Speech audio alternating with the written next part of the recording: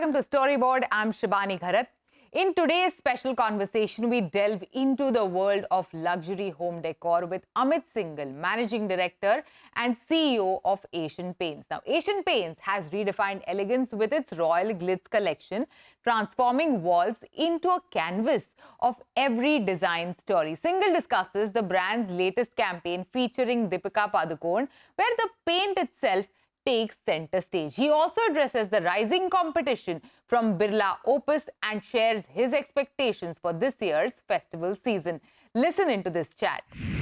Amit, welcome to CNBC TV 18, and this is sort of our annual catch-up ahead of the festival season. Absolutely. This time you're launching another new TVC for Royale Glitz.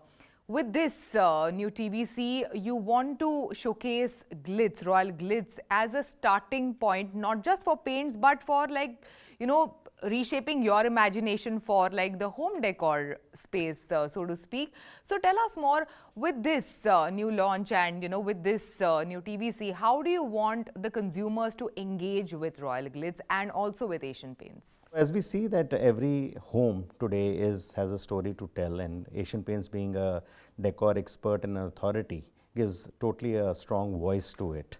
By virtue of this, what we are redefining in terms of the way we look at decor, we are anchoring a royal creme de la creme finish which comes with glitz, and really taking that as centric to design, which really kind of sets the decor for other walls in a room, in a set, which kind of comes in. So it's basically the inspiration which possibly comes in from the finish, which sets your imagination wild in terms of what you can do from the point of view of getting the walls in the home done in a very, very beautiful manner as we see it. So I think this is a totally different area in terms of how we would like to really reimagine and really put the whole area of decor in a very, very different way, so that today people have an element of inspiration. At the same time, they look at really decorating their homes in a very different manner. Deepika, although has been associated with Royale Glitz for many years, but this also marks a re-entry with this campaign. So tell us more. So we were very, very excited because she's come in from after a while in terms of looking at it, and as we know that she brings in a very, very strong blend of global luxury, grace, along with sophistication, which she does. And so I think it is her self-expression which we have kind of really highlighted in terms of how she goes about in terms of decorating the piece, and how she's inspired by the finish to really lend various decor walls which kind of really come. And therefore I think she really sets the whole area of the brand aspirations right in the right space which comes in. She comes with a fresh energy, she comes with a little feeling of nostalgia. We think all those are great in terms of what it works for the film. And how are you balancing, keeping the aspiration alive while, opening Royale Glitz to a much wider audience, making it more accessible to a much wider consumer base? So we feel that, reimagination of spaces is deeply personal, and it is rooted in what we call as the self-expression, memories, lived stories, and so on and so forth, which is a universal emotion which kind of spreads across a segmentation of people to that extent. And therefore we feel that it can be broad-based in terms of a certain kind of emotion where people see their reflection of what they are in terms of the homes to that extent. And therefore what we did was very clearly that how do we kind of facilitate it very easily, and therefore we looked the whole backdrop of using a Glitz decor guide as a tool which really becomes one easy tool for people to really imagine their walls in terms of what it can be done. And therefore from plain finishes which offered by Royale Glitz to how today you can appropriate textures and wallpapers along with it, so that the entire mood of the home changes and you get something which you have never imagined. Absolutely. And as I mentioned right in the beginning, this is sort of our annual meeting to catch ahead of the festival season. So what is your expectation from this year's festival? The demand has been subdued so far for, the entire paints as a whole. Also home decor space saw degrowth. So are things going to change around the festival? So we've already seen that in Q1 we had seen some shoots of recovery in the urban centers, while rural economy has been doing much better. We have had a very good monsoon overall. While we have a shorter festive season which is coming, we are still very, very excited in terms of the excitement around it, in terms of what's happening, because the excitement is coming because of the new finishes, the newer launches, the newer communication in terms of what we are launching. We feel that it's a concentrated period, but it is still going to be strong from a point of view of a concentrated recovery, which we are going to see. So for that point of view, I think we are fully prepared in terms of looking at really galvanizing emotions, bringing new things, bringing innovation as a big story, and how do we kind of really revive people's imagination to kind of really decorate their homes much, much better as they kind of look at the festive season. And what are you putting your big bets on? You mentioned quite a few things, including innovation. So what are the big bets that you're putting on that will make the festive season really good for Asian Paints? So one of the big things is that we are seeing some rekindling in terms of demand in the urban centers, which is going to be very, very important for us, especially when we look at the premium luxury category that has a larger kind of dependence in terms of how urban centers would do, and therefore a spew of products in terms of what's coming in terms of looking at Royale Glitz in a new avatar. We have All Protect, which we have launched, which is in the premium category. We have also a super luxury paint, which is Nilaya Arc, which has come in under the brand Nilaya to that extent, along with a lot of stuff which the market has not seen in terms of overall what we are doing. So I think innovation still is the backbone in terms of what we are looking in terms of bringing, but along with that a huge amount of marketing work, communication, including in terms of exciting the customer in a very strong manner, which we can do, so that in a smaller period of time we can get more bang for the buck in terms of the festive season. So dialing in a big way on the premium and value added offerings, what about home decor? What is your strategy over there? So we've always believed that today, as the brand is growing, one of the big areas of differentiation of Asian Paints is the way we look at home from a decor perspective. Today, I think most of the brands are getting into more the functional attributes in terms of what is coming. Asian Paints is the one which is really evoking the emotion around the home, and therefore Har Ghar becoming the very big story. And therefore, we have another surprise in terms of a new campaign which we want to unveil around Har Ghar, which basically is the core in terms of our decor imagination which we want to do, along with the fact that today the whole foray, whether it is the beautiful home stores which encapsulate decor under one roof, or it is the new Nilaya space which we have put in Mumbai, that really excites the customer both at the premium luxury and at a very mass level as well. How are you defending your market share with the increase in competition? So see, I've always maintained that competition has always been there. In fact, this industry is there where there's no impediment to new entry. And we have seen 4 or 5 new companies kind of coming in at this point of time to that extent. I think the core of the brand in terms of the way we are looking at is that we want to kind of really pack the brand saliency much more, really build the brand from a future perspective, because the way we are looking at it is more from an emotional point of view in terms of the tug, the legacy, the trust which Asian Paints offer, rather than in terms of looking at only the functional attributes which kind of come in. So I think that is a big story in terms of what we are looking at in terms of going forward. That is kind of coupled with the whole area of innovation, quality products, looking at segments which competition has never seen, bringing in prepositions which are very, very different from a point of view of ingredient story, the quality which we put into the market, and at the same time looking at decor backing up the whole paint and coating category in a very, very strong way. So what we feel is that while we will continue to guard some of the economy segments which are there in terms of looking at our reach and strength in terms of what we have with the relationship with the retailers, we want to really excite the premium luxury segment, which is going to be one big basis in terms of where we want to put the lever on as we go ahead in terms of building the brand Asian Paints. How has, a challenger brand like a Birla Opus, is shaping like the entire paints market according to you, being like one of the most established players in the paints? So we see, I think it's always good when challenger brands would come in, because it kind of brings the best in terms of possibly the leader to that extent. And that is something which is really happening, because we have looked at really revamping our full range in terms of the new quality, new ingredients like graphene, PU serum and so on and so forth, which we have put. We already had Teflon in terms of our products. We have looked at possibly a lot of new innovative launches. So we launched a product called Aero Clean, which kind of cleans the environment. We have a product which is called Infinia, which offers more than 25 years warranty for things like terraces and so on and so forth. So I think we have kind of given a leeway very strongly in terms of seeing that the whole area of brand emotion, looking at innovation, and at the same time bringing a lot of elements of cost excellence, which gives us the arsenal to really find our feet in the market very strongly in terms of the initiatives which we are taking. Along with that, we have done a host of things like a backward integration. We have started a white cement plant now in Dubai, and we are now looking at a very new age emulsion, which we are going to put into the market possibly around the beginning of the next year to that extent. So I think lots of things on the anvil, and we are really excited in terms of really altering the market as we go forward. And tell us more also about your strategy, on e-commerce and also experiential. Like, I mean, we are meeting in this beautiful Nilaya store in Mumbai. I got lost in it, and I got lost in its beauty as well.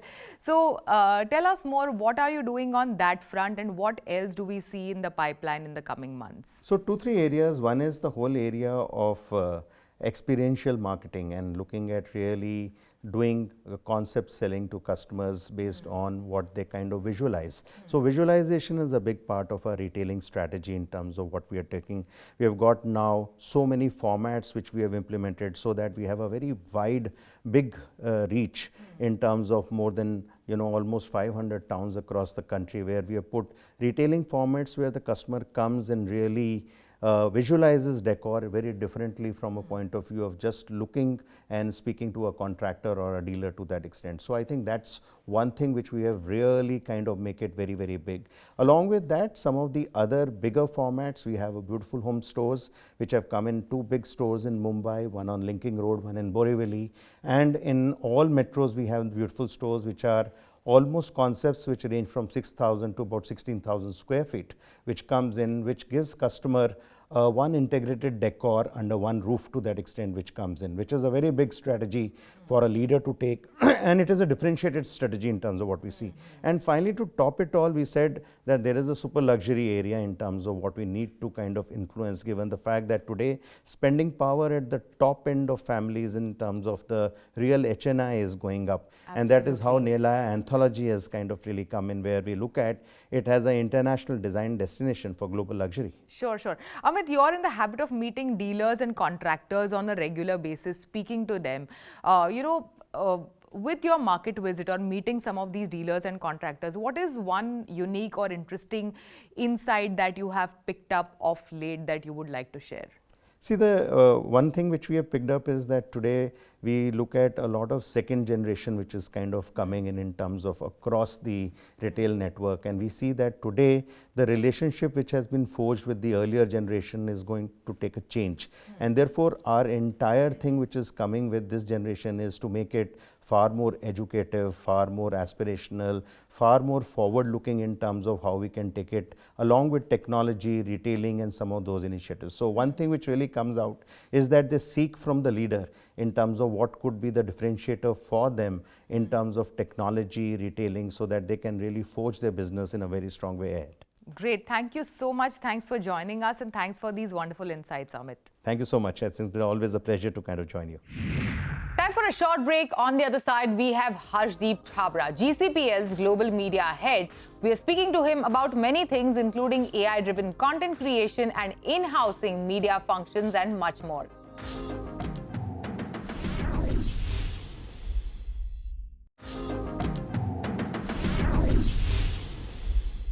Welcome back. In this conversation, we delve into the evolving landscape of brand marketing with Harshdeep Chhabra, GCPL's global media head. Under his leadership, GCPL has redefined its media strategy, integrating AI-driven content creation and in-housing media functions to enhance agility and cost efficiency. Chhabra shares insights into the company's rise to the third largest advertiser on the Indian television and how GCPL is dialing in on government broadcaster Doordarshan. Yes, you heard that right. Listen into this conversation to find out more. Harsh, welcome to CNBC TV 18. Thank you so much. Harsh, let's begin this conversation by asking you, what are some of the core pillars of Godrej's media strategy today? First of all, thanks for having me on the show. It's a pleasure being here. I've grown up watching this show, and just being here is a dream come true. Yeah. So thank you so much for having me here. Now getting to the question that you asked about some of the thought processes and pillars behind GCPL's media strategy. Today, GCPL is seeking volume growth. Today, GCPL is seeking more spends on brand, less spends on cost to serve. Today, we are seeking more automation, use of tech, lesser people dependence, and finally more answerability towards the environment. So when we saw these as the measures of success of GCPL, which is what our Goodness Manifesto speaks about, we decided to define ourselves as a practice that will be future fit media solutions, or rather future fit attributable media solutions for business and brand growth, right? What that basically means that everything that we do needs to be oriented towards short-term business growth and long-term brand growth. These have to necessarily be media solutions. So we're not here to provide creative solutions or anything else. It has to be attributable to what media did, because a lot of time growth happens and somebody else takes, success has many fathers. So we wanted to be rightful about the success and own what media did, and at all points in time be future fit. So having said that, we went back and saw what our marketing first principles are. We defined those, which led us to know that all consumers in the market tend to pretty much behave the same when it comes to certain categories. Our competition buyers are similar to our buyers, so on and so forth. Branding continues to be extremely important. You need to prioritize over promotions. Building creative assets is extremely important. The right kind of creative assets is extremely important. And then to do so, we defined our media principles in conjunction with that. So we realized that because we are an FMCG company which is largely into home care and personal care, and we tend to be wanting to democratize our products, right? We need to reach out to as many people as possible at the lowest cost and make sure that they have their attention on us. So it's a conversation of effectiveness in the context of reach, right? Not cheapest GRP, but lowest cost per reach and lowest cost per attentive reach. So that's extremely important for us, and to make sure that every rupee that we are deploying is giving us business results. You mentioned how, part of your planning and, media acquisition is in-house. Yes. And part is delegated to an Essence Mediacom in India and, several other outfits across, different markets around the world, including WPP Media. So tell us more then, what would be your advice to another player or another organization who is, probably toying with the idea of having an in-house hybrid kind of a media investment model? So there are 4 T's that we look at.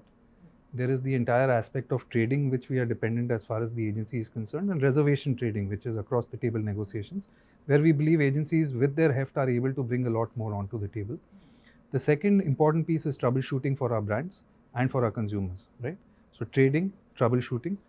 The third important 3 is technology, where the agency themselves have been investing into their own craft, and how do we use some of their tools. And the fourth important T is talent.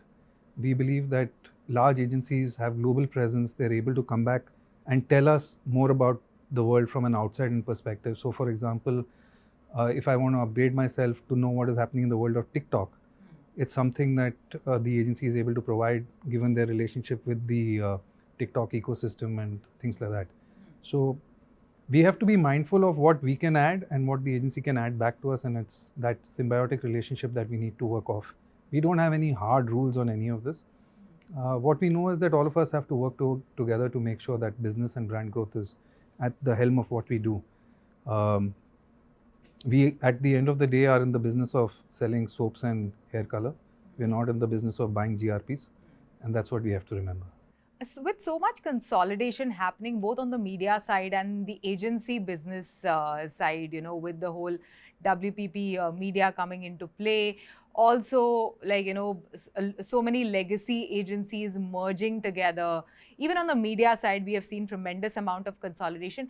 How does it change your strategy or impact your strategy? 70% of ADEX is with the top 10 media houses today. And we see going forward that will probably come down to 4, having control over 70% of the total addicts. So from 10 people holding, consolidation, that's the way forward. It's not 2006, 2007 where you have colors and you have NDTV Imagine and you have 9X and everyone pumping in money and so on and so forth. Sure. The last TV channel that was launched was probably a year and a half back. The large newspaper edition that came was probably 5-8 years back. So there is consolidation happening in the space. There is some amount of fragmentation in the regional OTT space, but overall it's all coming together. The way we are working towards this is we are placing big bets with the biggest. So we want to do JBPs, or we are doing joint business plans with the big houses. We are seeing how to partner them rather than use them, look at them as suppliers. We are seeing how to get a working relationship which is not restricted only to inventory media, but is also around content, it's also around data, and see how this entire ecosystem flows out for us. And one of the interesting things that we are looking forward to is the revival of Doordarshan. I think that's the one place where there's probably a dark horse in this entire race. They have everything going for them.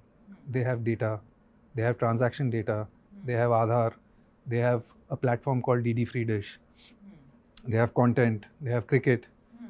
It's just so obvious that that's going to be one big one. It's very interesting. I need to understand, why do you find Doordarshan so compelling now in the era of Netflix and Jio Hotstar that we have? As a consumer, yeah, I totally agree with you. As a marketer, do you watch Doordarshan? As a consumer, I don't. Yeah. Right. But I am not a representative of the consumers that my organization wants to reach out to en masse. Sure. I am one of the consumers of my organization stuff, Yeah. but I may not be the large majority of where my organization wants to reach out. Doordarshan has everything going for them. The fact is that across the globe, you will see that it's the government broadcaster who's done extremely well. And we also know that we can see it in front of us that with the kind of infrastructure that they have, like I just called out, the kind of, whether it's platform, whether it's data, the fact that e-com is there now, it's just about stitching it together. So I am quite fascinated with that's one space that I would really like to watch out for. So for example, now you've put money on Kyunki Saas Bhi Kabhi Bahu Thi. Yes. What kind of properties would you like to see in the future on Doordarshan for you to put your monies See, I'll tell you something. I think all broadcasters, not just Doordarshan, all broadcasters and all media houses should have the ability to give us inventory at scale, give us audiences that they reach out through interesting content. So that's one. Second is the ability to weave in our message into the editorial, right? So how do we not restrict ourselves to the inventory media that they are offering in terms of the ad breaks, but within the shows, what is it that we can do? And the third is the play of data and how granular they can get us an understanding of the consumer. So also have like the dedicated brand and content Yes, teams that, yes, like yes. most of the channels do have. Thank you so much. Thanks for joining us today and thanks for sharing these insights. Thank you. Thanks a lot.